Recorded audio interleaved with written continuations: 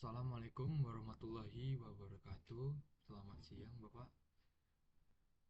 Perkenalkan, nama saya Bintang Putra Asikin dari Prodi Teknik Informatika Rangkul 3 dengan NIM 2504130034. Oke, di sini saya akan mempresentasikan hasil artikel yang saya buat, yaitu yang berjudul Teknologi Memberikan Dampak Buruk bagi Anak yang Tidak Diberikan Edukasi. Nah, sebelumnya kenapa saya memilih judul ini? Karena saya banyak melihat di luar sana banyak orang tua yang memberikan sebuah teknologi kepada anak, apalagi anak itu masih di bawah umur, dan anak yang di bawah umur itu pun tidak bisa menggunakannya dengan baik. Makanya dan banyak sekali contohnya dampak buruk yang terjadi. Makanya saya mengambil judul ini. Oke, pertama, artikel ini terdiri dari beberapa bagian bagian yang sudah ditentukan oleh Bapak Aulia, yaitu berisi abstrak, pendahuluan, dan metode pembahasan, lalu saran atau kesimpulan, saran dan kesimpulan, dan juga ada daftar pustaka. Oke, baik, saya akan lanjut saja menjelaskan apa aja isi yang saya buat ini. Nah, di dalam abstrak ini saya membuat yaitu gambaran atau ringkasan kecil materi yang akan saya jelaskan ini atau yang saya buat ini, berisi ringkasan kecil, yaitu perkembangan teknologi di era sekarang sangat cepat dan sangat merubah peradaban. Saya melihat kayak dari sisi pandang saya taruh di sini tuangin, dan ada contohnya dampak buruk ketika anak salah menggunakan sebuah teknologi. Nah, di sini kata kuncinya adalah edukasi teknologi anak-anak dan negatif. Kenapa? Karena seperti judulnya, yaitu teknologi memberikan dampak buruk bagi anak yang tidak diberikan edukasi. Nah, dampak buruk itu adalah negatif. Oke, lanjut di pendahuluan ini, yaitu penjelasan. Saya menjelaskan gambaran besar artikel ini dibuat, yaitu masih banyak di luar sana anak-anak yang tidak diberikan edukasi. Izin Bapak, ada typo. Diberikan edukasi saat menggunakan suatu teknologi seperti handphone atau teknologi lainnya. Teknologi lainnya itu apa? Seperti PlayStation, VR, terus ada motor listrik. Motor listrik itu ada sebuah teknologi yang setahu saya.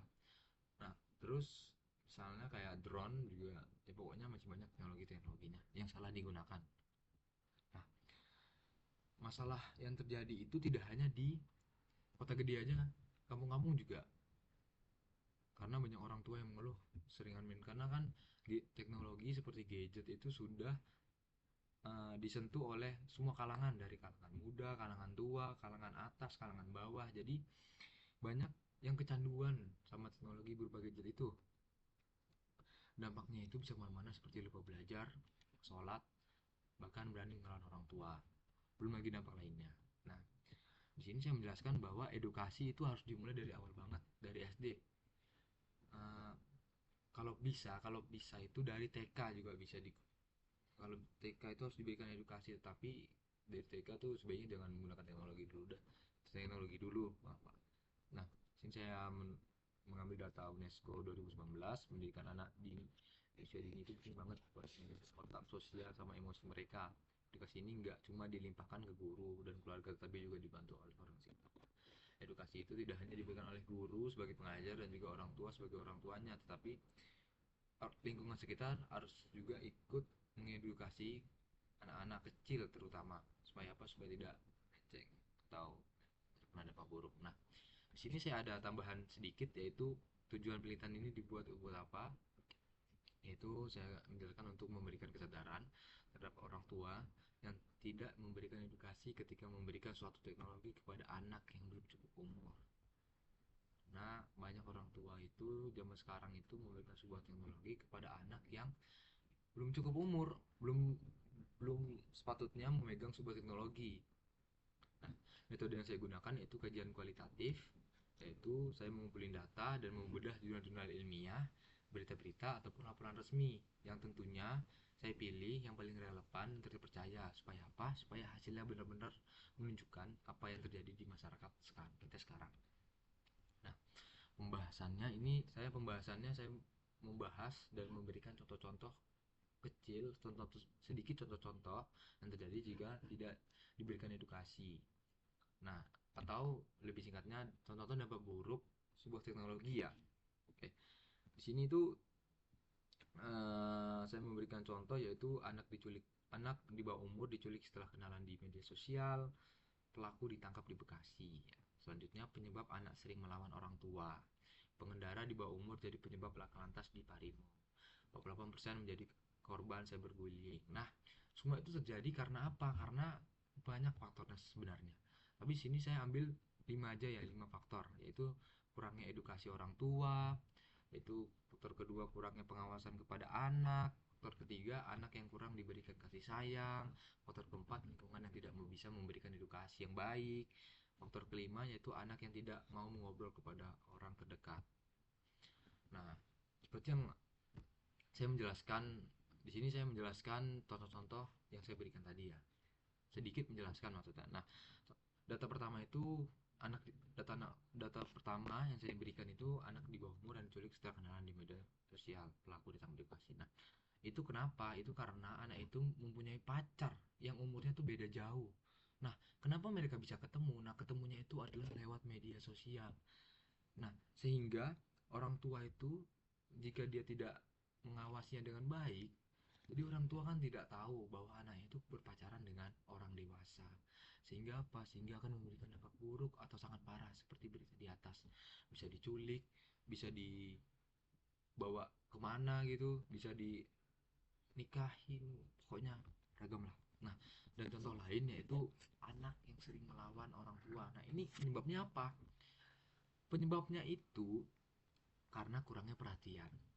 Nah, penyebab anak sering melawan orang tua ini juga sering terjadi di kota-kota kecil sampai kota besar. Karena apa? Karena kurangnya perhatian, pergaulan salah di internet.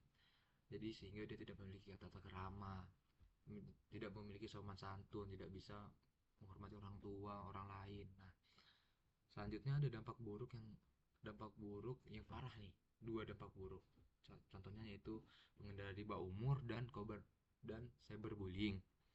Nah, kedua itu bisa menyebabkan kematian. Contoh pertama itu data pertama yaitu pengendara di bawah umur. Nah, anak yang tidak mengerti cara lalu lintas atau tidak paham aturan lalu lintas dan dia menggunakan motor listrik yang diberikan orang tuanya di jalan raya, itu bisa menyebabkan laka lantas atau kecelakaan lalu lintas. Nah, korbannya tidak hanya dia, anak itu, tetapi pengendara lainnya yang menggunakan lalu lintas. Data kedua itu banyak anak-anak depresi gara-gara menjadi cyberbullying. Cyberbullying ini parah nih karena bisa mencakup dari banyak orang dari pulau seberang lah, dari banyak pulau itu bisa menjadi korban ataupun yang bully gitu. Nah, jika korban bully tidak kuat, dia bisa depresi dan juga lebih parahnya bisa bunuh diri ya. Dan masih banyak lagi contohnya. Itu saya cuma mengambil 4 contoh aja. Nah, solusinya saya sini memberikan solusi. Yaitu apa? Solusi pertama yaitu anak harus diberikan kasih sayang dan perhatian. Terus solusi kedua yaitu anak harus selalu dalam pantauan saat bermain HP. Orang tua harus selalu memantau anak. Solusi ketiga yaitu selalu sering mengobrol dengan anak. Lalu solusi keempat, berikan edukasi dan dampak buruk saat gambaran dampak buruk saat menggunakan teknologi seperti sepeda listrik yang digunakan jalan raya itu. Memberitahu anak takut kecelakaan itu. Sebuah organisasi atau pemerintah memberikan edukasi ke sekolah. Nah, ini pemerintah juga harus memperhatikannya. Lalu berikan sebuah teknologi saat anak sudah cukup umur untuk memiliki sebuah teknologi. Nah, tapi catatannya adalah orang tua juga harus paham tentang sebuah teknologi. Karena di masa sekarang ini banyak orang teknologi sudah maju, tapi orang tua ini masih belum mengerti atau belum paham banget sebuah teknologi. Jadi mengedukasinya juga susah. Jadi perlunya organisasi atau pemerintah memberikan edukasi ke sekolah-sekolah pun ke orang tua juga. Nah, kesimpulannya di sini saya buat yaitu edukasi itu harus dikasih sebelum dia menggunakan teknologi agar dampak buruknya nggak makin banyak, dan semua orang di sekitar harus turun tangan untuk membantu mengedukasinya. Oke, Lalu saran saya buat orang tua sering-sering ngobrol lembut soal etika teknologi, juga kehangatan keluarga. Lalu buat guru deketin diri ke murid. Nah, biar mereka senang sekolah agar belajar, pintar belajar dan semangat belajar. Lalu buat semua ingetin anak buat pilih-pilih teman agar di dunia nyata maupun online agar baik di dunia nyata maupun online. Ini penting banget buat mengurangi resiko bullying. Saran atau pandangan ke depan nih. Saran saya pandangan untuk pandangan ke saran saya untuk kedepannya yaitu sekolah bisa memasukin materi kecil soal memakai gawai atau handphone dengan aman. Kedua, orang tua perlu ikut belajar menggunakan sebuah teknologi. Ketiga, pemerintah desa atau keluarga bisa bikin ruang belajar digital agar apa? Agar ketingga, tidak ketinggalan sebuah teknologi. Lalu komunitas lokal dan kelompok muda bisa bantu sosialisasi. Lalu penyedia platform digital bisa kerjasama dengan sekolah untuk bikin materi edukasi sesuai usia. Nah, baik sudah di penghujung. Di sini daftar pustaka saya yaitu saya mengambil buku saya ambil dari saya pokoknya mengambil dari buku saya referensinya dari Twins JM 2017, majalah Suara Pendidikan dari rri.co.id, Sindonews, kompas.com dan UNESCO dan KPAI. Nah, oke, sekian presentasi artikel yang saya buat ini. Maaf jika banyak kesalahan atau kekurangan atau kata-kata saya yang salah, yang menyinggung atau saya masih salah, dan juga maaf jika artikel saya belum sempurna dan kata-katanya masih terlihat seperti tidak ilmiah karena saya tidak tahu bagaimana cara membuat yang ilmiah. Ketika saya membuat ilmiah itu bakal kedetek AI, jadi saya bingung, jadi saya buat kata-katanya senatural mungkin ini agar tidak kedetek AI. Ini saya ketik sendiri, saya dari sumber dari berita-berita yang beredar. Oke, sekian, terima kasih Bapak. Wassalamualaikum warahmatullahi wabarakatuh.